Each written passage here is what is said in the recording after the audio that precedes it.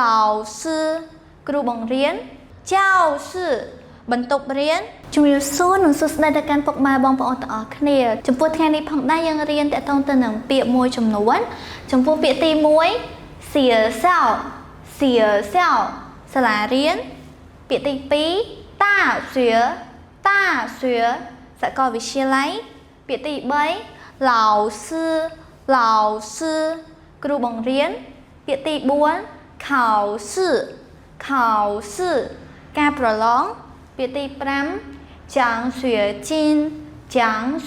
金អាហារូបករណ៍ពាក្យទី6专业ជំនាញពាក្យទី7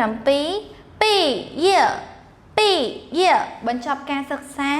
ពាក្យទី8校园បរិវេណសាលាទី9教室បន្ទប់រៀនពាក្យទី10图书馆